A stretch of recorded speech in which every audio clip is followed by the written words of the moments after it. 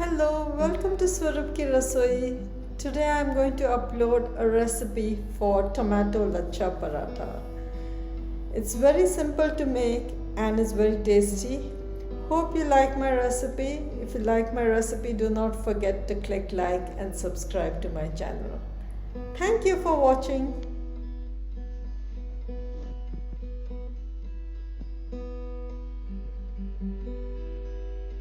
Take 1 cup of whole wheat flour in a mixing bowl. Add 1 teaspoon of sunflower oil to the flour and mix it well. Then add water little at a time with kneading to make a soft dough as shown in the video. If you are going to add salt, add it at this stage.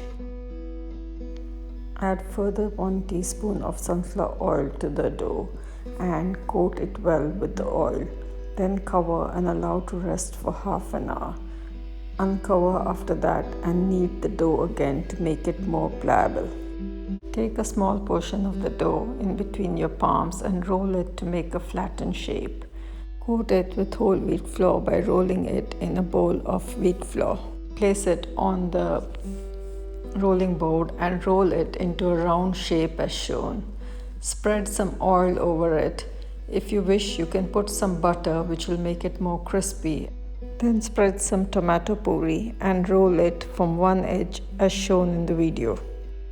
Seal the edges by pressing it and then roll it again further as shown in the video.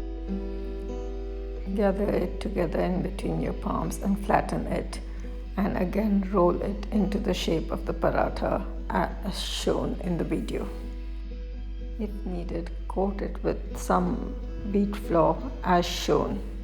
Place the rolled paratha on a heated pan. I've used a cast iron pan, but you can use a non-stick one if you wish.